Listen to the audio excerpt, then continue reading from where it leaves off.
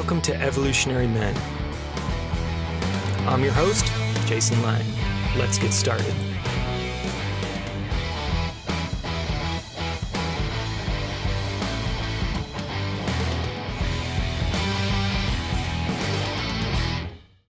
All right, and welcome back, everybody. Been a minute, but once again, very excited to be joined by my lovely wife, Violet Lange. We've done a few fantastic episodes together, and we're back here again to talk about how to get unstuck with the feminine, and in particular, the importance of sometimes what you really need is time in front of the feminine to get unstuck with the feminine. Yes. Yeah, I have heard a lot from people in general, but I'll just specify for men. Like, I'm doing my work, I feel pretty connected to myself, and then I see a sexy woman and I just freeze. Or I go back into like my shame or my inner child, or I try to hide my desire. And for women, what I hear from women is, yeah, like I just start getting giddy like a little girl, or I kind of fawn, or similarly to men, like I freeze. And so there's a way that we can train our nervous system to be really resilient through practices with just men or just women, through doing our own shadow work. And there's a whole layer of activation that happens when you're in the room or virtual room, in this case, real time with someone of the opposite sex, or someone that's practicing polarity with you, even if they're the same sex, but someone who's holding the masculine pole or holding the feminine pole. And to me, this feels edgy in some ways because either we're going to be with someone virtually in a practice room that is like, oh my gosh, I feel like a lot of attraction here, or we're going to be with someone that we maybe don't naturally feel attraction with and have our stories come up of like, oh, like I never meet someone who's sexy enough for me or who can really meet me or, deep enough or whatever it is, the kind of lack, woe is me story. But what you and I have both found is, you can fall in love with people by practicing polarity, and you can fall in love with yourself by expanding your range and deepening yourself by practicing polarity. And so I'm really excited about this idea of getting unstuck with the feminine and getting unstuck with the masculine kind of at the same time so that we can create a world where there's more understanding and more connection, where we can celebrate our differences, but also find some unity. Because right now, everyone is just living in silos and kind of tearing each other down. Yeah, I think this ties into something I've been noticing a lot in our Pillars program that Mel and I run. That you've been doing some sessions with guys, sometimes inside and outside of now too, and that this is particularly for single people. But the challenge with finding a partner or creating a relationship, I'm now seeing more and more is twofold. There's literally finding the person, so filtering, getting in front of the right person who's going to match your values and connection and all that. And that's a whole layer that everyone has to deal with: online dating, profiles, getting out there.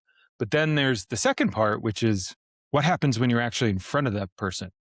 Yes. So let's say all of the fates align and there you are. You've met someone virtually or in person that has the potential to be your partner. Now there's that stopgap in the sense of, okay, now how am I actually being? What kind of presence can I hold, in particular as the masculine, to magnetize that partner and make sure we progress from that step in a sense, right? This is like listeners will know our story, that um, it came down to, I have to walk across the room and talk to someone. I had to walk across the room and talk to you, right? And then I Yes. had to be in a certain place to make that engaging for you. Hmm. And had I not been able to be that way in my body, that can be the thing. And so, what we can do in the Pillars program a lot is help with the first part in a lot of ways, in terms of, okay, what's going on in your life? How can we orient? How can we create the conditions so you're more likely to meet a partner in the right space? And then what can you do on your side to be as ready as you can? But then there's the very real thing I think you're pointing to, that it's uh, there's only one way to play ball. You can practice, but then you actually have to be in front of a person to have Yes. all the old patterns come up, have the old stories come through, and then you have to kind of practice your way through that. And that's a very rare thing, for some men in particular, more on the single side, who are, certainly I've worked with guys who feel very stuck because the chances they get are so few and far between because Yes. of just how things are situated for them right now and online dating and it's kind of a mess. So, they might not be getting a ton of dates to practice, which then puts a lot of pressure on those individual dates to not only hopefully develop a relationship but also be expanding their capacity.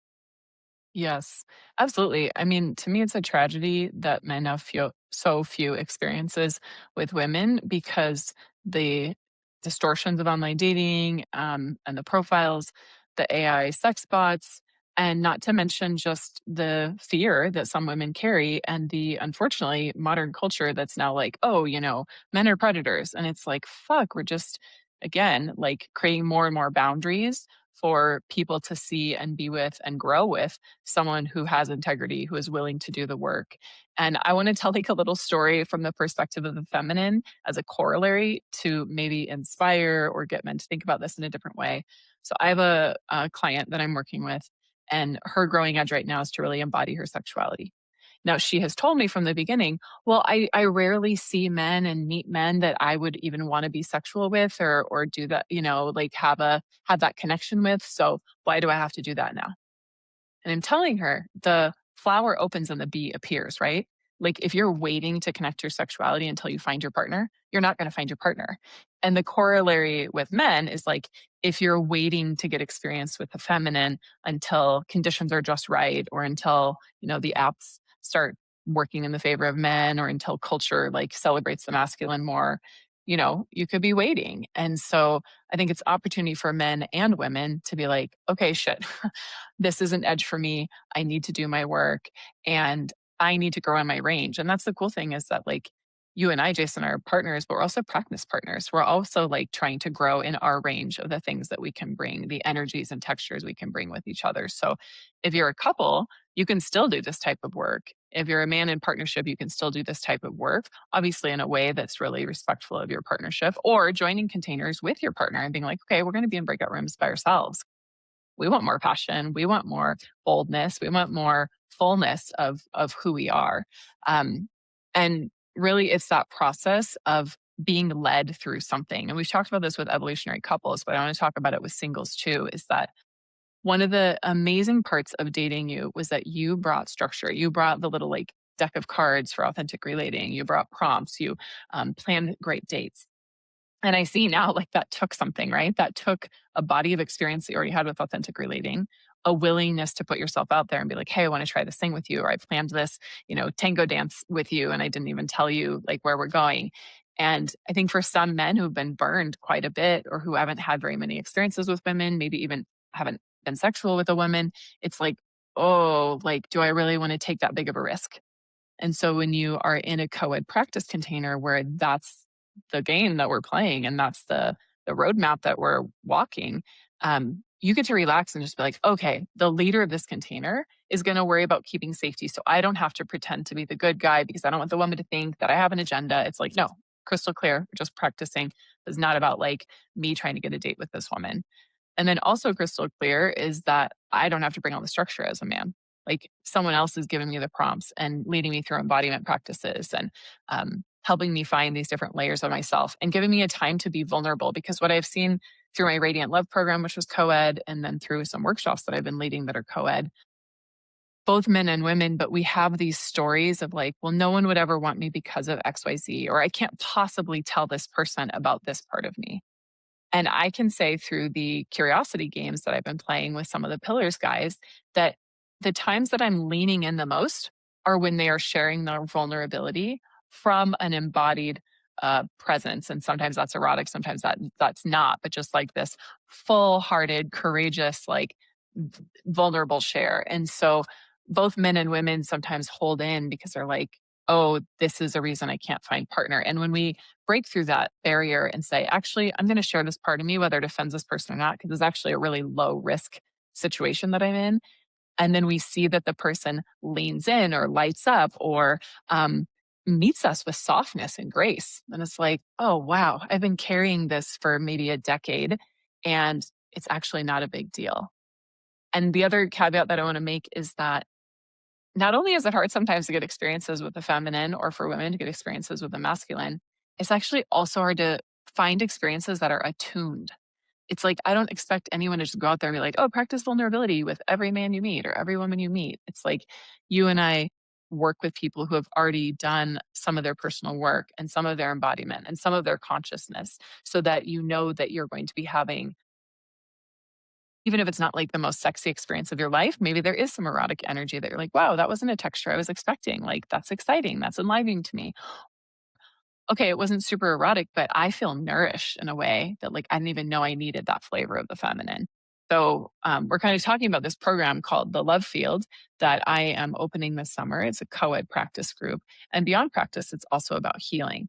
So we're going to have some of the sessions be about heart healing, about constellations, which is a type of shadow work, about unburdening ourselves from our developmental trauma or lineage trauma or cultural trauma that we've absorbed about what it means to be a man or a woman or be in touch with our sexuality.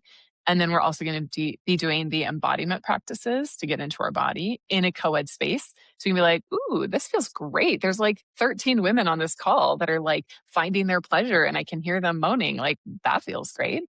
And then breakout rooms where you can actually practice the polarity, where you can practice vulnerability and practice holding attention and practice noticing with each other. So I'm super excited about this because I feel like, again, this is the integrative medicine that our world needs. And it's just the practical next step for a lot of men and women who've been working with you and I or doing their own work on their own. And they're like, I'm still a little bit stuck and I need more practice and I need more confidence and I need more feedback. Yeah, and I think, obviously the most engaging thing to a lot of people these days on social media is polarity, and that's a word that pulls them in. And the great thing about spaces like this, like I did a bunch of training, and you came to some workshops with me where you practice in person, and there's actually a really important thing that can happen when you, in a sense, get to practice polarity, whether you're attracted to the person or not. Yes. And what I mean by that is the skills. It is like a physics. It's like a physics that can get intensified when you are super attracted to the person. But learning that, oh, there's things I can do that will create a response on the other side of the pole that are actually independent of attraction in a sense. They create attraction independent of all the things we think make us attracted to someone. And why I just think that's important is, A, it actually helps you see how effective they are, in my experience, right? Like, wow, this is real, right? This is someone who I wasn't feeling attracted to. We do these practices, and now I can feel a flow of energy that wasn't there before. And in some sense, it's easier to kind of see the results when you're coming in from a different place. And in some ways it can make it easier to practice too, because you're getting to focus on the tools more than the bound up what's going to happen with this, which then gets extended in the container as well. That the idea is, yeah, this is a practice space, not a pickup space, in a sense, Hmm. right, where there is a strong container and everything afterwards. So you don't have to worry about, well, is this going to mean the person thinks X, Y, or Z? No, you can let go of that, which means you can actually, do the skill building without all the extra layers and context around it. Hmm. Absolutely. And some of it is a fine tuning. Some of you listening might be like, I've done a lot of men's work and I go on dates and and I'm starting to lose hope because I still don't have my partner, or I'm like wondering what's the deeper meaning of all this, or when will I meet someone who's like actually conscious and able to meet me in the ways that I want to be met. And so there's a refinement that happens not only from the practice, but then when we say getting feedback, it's giving each person an opportunity to say, I loved when you did this, this, and this. And I could have used more of this. I could have used more of this texture, or I could have used more of like this in your posture. And that way, when you are in real life meeting up with someone or on the apps or at an event or, fuck at a coffee shop, it's like, oh, my body remembers how it is to take up more space, or my hips, I'm speaking for the feminine, my hips remember what it's like to like have a little bit of a sway. And I have a visceral memory of how that created charge, or I have a visceral memory of how someone said, I actually can't feel your heart. I'm like, oh shit. Yep. I need to take some deeper breaths and connect to my own tenderness. So it's kind of, like you said, it's you're practicing. And the more that you practice, the more that those skills just feel automatic and like second nature when you're having an actual opportunity. Um, and I mean, I would love it if people met their partner in this container. I think it's possible, but it's not an agenda. It's not an outcome I'm focused on. It's really about how do we literally come together real time to refine, to strengthen our nervous systems, and to create more shared humanity. Because, like you said, I think a lot of us are, well, not me, obviously, 'cause I'm in partnership with you, but a lot of people are walking around with these mental constructs of like, oh, I need her body type to be just like this, or like, oh, I need his height to be this way, or oh, like I could never date someone who XYZ. And I'm not asking anyone to abandon their vision, their values, or their authentic turn on.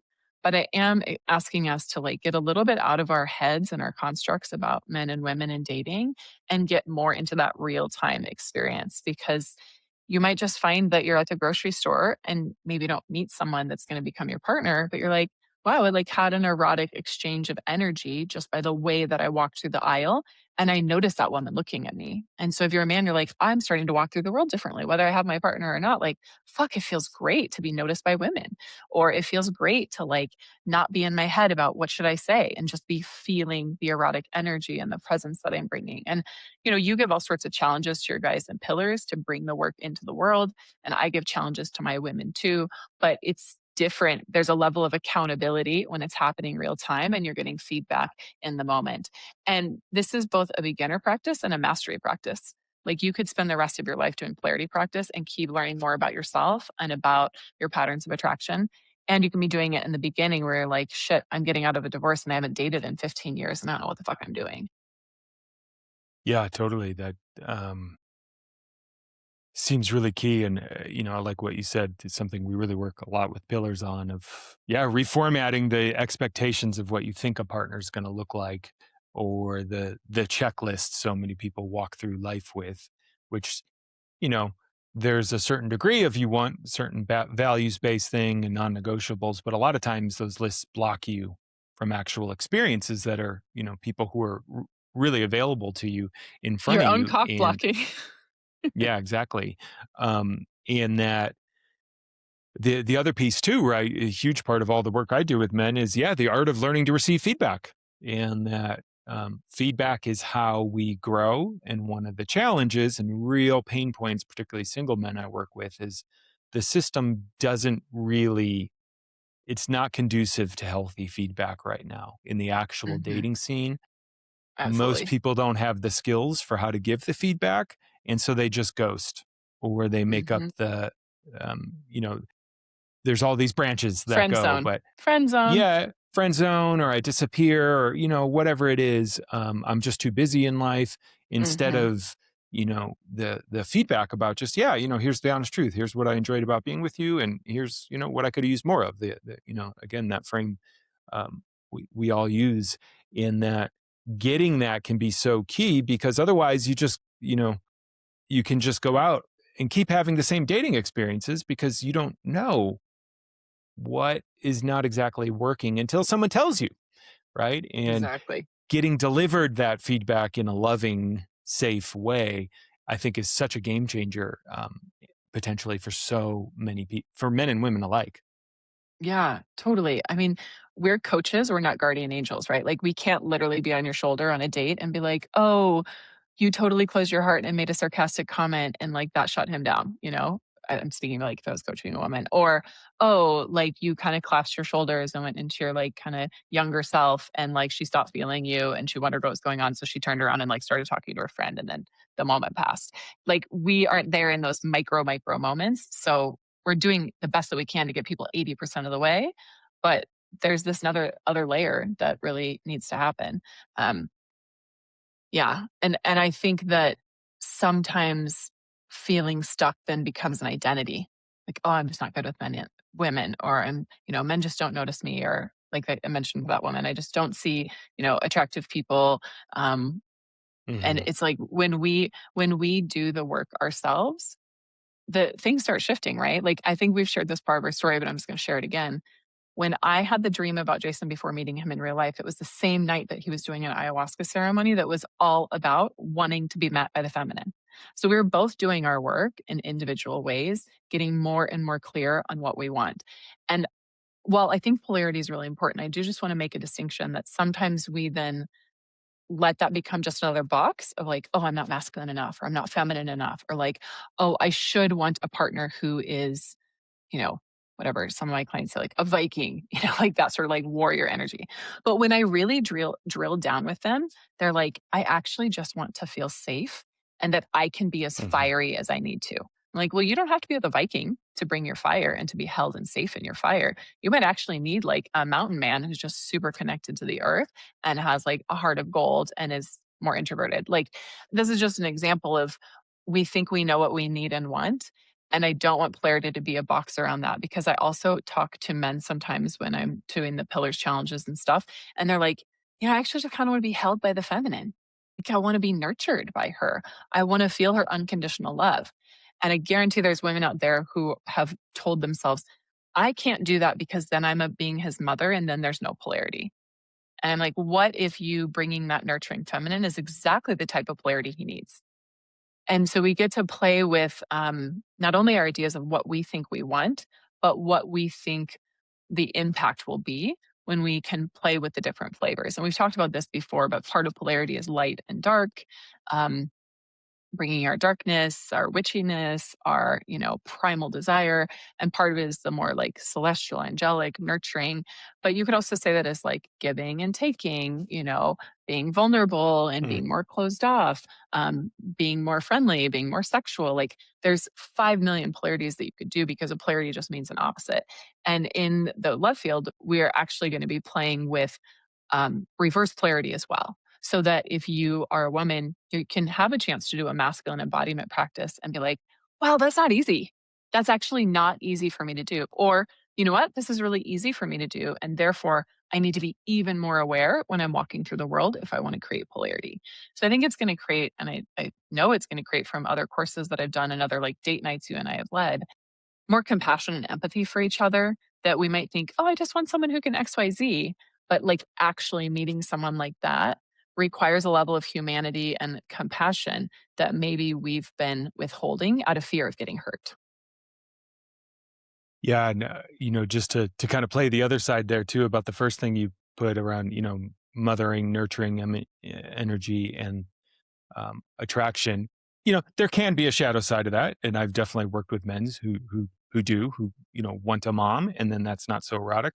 But the benefit of being in a peer community is just like I say in men's groups. It can actually be quite useful to suddenly make some peer female friends who can nurture you and see how hard it is for you to go through your dating process and provide you some of that. So paradoxically, you're not needing to get quite as much of that as you're out in the dating world in dating space, just meaning, oh, I'm getting positive regard from women. And that means what I see often with men is I don't need it as much from other people. Like when I'm getting my connection bucket full, it frees me up to be present and be bold and take chances in another way. And I think that's definitely, something that certainly in the shadow work I do with men, we often see bound together as men have so few sources of healthy feminine nourishment because even just as boys from a young age, right, the split from mom as soon as sexual energy comes along, those things get conflated really fast, and a lot of guys don't have anywhere to get touch or to get positive regard or feedback for the feminine. So getting into a co-ed space is a place where you can get these parts of you nourished. I would argue, and Hmm. paradoxically, then free yourself up.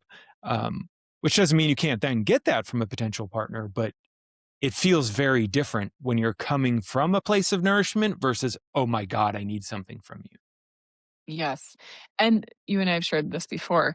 You can never expect one person to meet all of your needs. Like that would just be a crushing burden. And so it is helpful to have connections and resources and um, that also kind of rebuilds a community within yourself, like feeling resourced and connected to different parts of yourself versus feeling like you're coming at dating or coming to your partnership from a place of lack. And I think that's one of the biggest problems with modern dating is it creates a scarcity mindset. It creates an illusion of scarcity through like, oh my God, there's all these people on the apps, but no one wants to date me. that feels worse than being like, Hmm. oh, yeah, I'm seeing some people from time to time and I'm noticing some interest in person. And like, there's some people on Facebook I have a crush on. Like, if you're looking to the apps for validation for men or women, like it's such a dangerous game versus getting real-time validation. And some of the topics that we covered on our first co-ed workshop in the spring, healing with the feminine, it was recognizing like there was, I think, 13 women or 11 women, and all of us saying, I have manipulated men in some way, and I am so sorry. I've participated in toxic femininity, instead of it just being like toxic masculine and women are perfect, it's like something about that shifted men's nervous system. Be like, finally, people are admitting that there is a toxic feminine and that we have all enacted that in some way, and that we are here to own that, or announcing or share, not announcing, but um, feeling the impact of lineage trauma, and that we've all experienced lineage trauma, and that sometimes the way we're showing up in dating or in our partnership has very little to do with us and our own intentions and our own skill set, and has a lot to do with these ingrained nervous system patterns that we may have actually absorbed in the womb. Or one of the constellations, it came up like that the person's lineage had experienced quite a bit of sexual trauma with men. The men had experienced it, right? And we have this narrative of like, oh, only girls experience sexual abuse. It's like, hell no, it's underreported for men. I think probably just as many men as women, but because of the shame and the stigma, and it's not reported and it's not really talked about.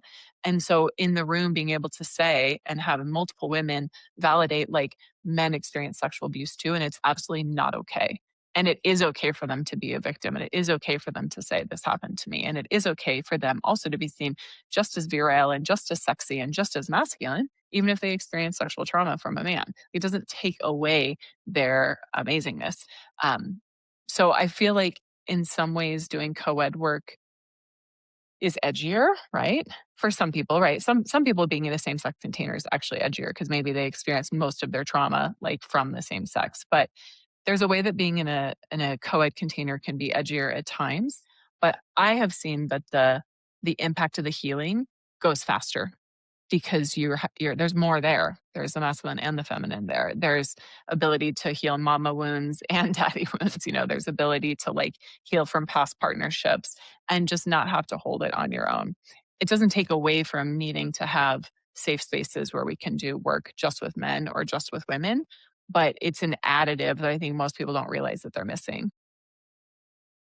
Definitely, I think additive is a great way to put it there. In that you got to do both, right? Because Mhm.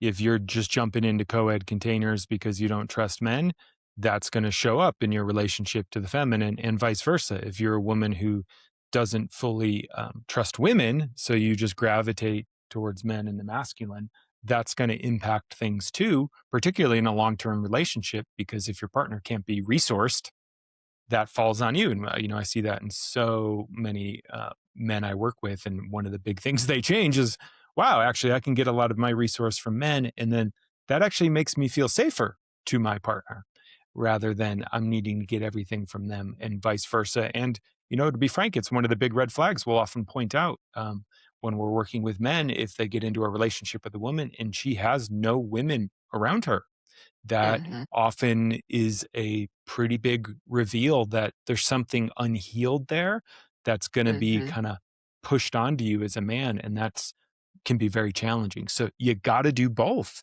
right? Like you said, an additive is the right word, where um, they don't replace each other, but they definitely cross chain, cross train, and support each other in that sense. Yes. And this program is open to men who haven't done pillars, although I strongly suggest you have already done pillars, and it would be good to know that you've already done some sort of men's work. But maybe you join this program and then you're like, shit, I have more work I need to do with men. And then you go do pillars. Or vice versa. You join this program and you're like, oh, there's some wounds with the feminine that I need to heal. And so I'm going to work with Violet and her women's only containers. Yeah, I just want to share a little bit more about the logistics. So there's going to be a weekly group call. Every other week, we're going to do a constellation, which is a shadow work healing modality, looking at wounds from mothers, fathers, generational impacts, and cultural impacts on the masculine and feminine. And then every other week is an embodiment and polarity lab, where the beginning is embodiment. And then the last half is polarity, where you're in breakout rooms that rotate and you're getting a chance to experience different energies, different archetypes, different um, ways of leaning in and playing with your edges, and then also getting feedback real time. We're aiming for gender parity so that there can be, a man and a woman in every room, but it might not always be that way. And it's still an opportunity to practice your edges to either drop deeper more into your masculine or to give yourself permission. I think a lot of us need permission slips that, for instance, I have a healthy amount of masculine, that it's okay for me to have my masculine, that I can actually be in that and polarize someone else from that place. And it doesn't even mean that anything about me or my sexuality. It's just a level of mastery with my own energy. And same with a man, him being in his feminine doesn't mean anything about him and his masculinity. It's actually just a skill that he's built and is building to be more in a sense of mastery. And when I think of divine union and twin flames and soulmates and all those things, to me, divine union is within. It's understanding that the love story of your life is one that you create with yourself and that you can't actually go somewhere in relationship that you can't go or aren't willing to go with yourself. And at the same time, we're not supposed to be self sufficient living in these silos in a very hyper individualized culture. Like we need community actually to create this. And when I think about the deeper vision of spaces like the love field, it's about creating a tribe or a community of people who are embodying divine union within, who are at their edges and growing past their edges with how they run masculine and feminine energy, and who are willing to be in both their heart, their body, and their eros in service of becoming the best lover and becoming the best partner that they can be, whether they're already in partnership or still looking for that person. And that to me creates these islands of coherence that are all about embodied love. And the more islands of coherence we have, the more safety we have in our nervous systems when there's times of crazy chaos and political and socioeconomic unrest like we're living through right now. And that makes us just want to shut down, but it's actually the time that we need each other even more. Yeah, beautifully put. And so if guys are interested, what's the best way for them to find out more? You can just go to violetlang.com/, the love field, and you'll get information that has like a little PDF that has a lot of stuff on it. You can also reach out to me at any time. It's violet@violetlang.com. Right now, we're supposed to start on June 11th. It might get delayed a few weeks. And so all the details for that will be in that PDF if you go to violetlang.com/, the love field. Awesome. Well, we'll drop it in the show notes as well. Definitely check it out, gentlemen. And always a pleasure, my love. Yes. Thanks for having me on.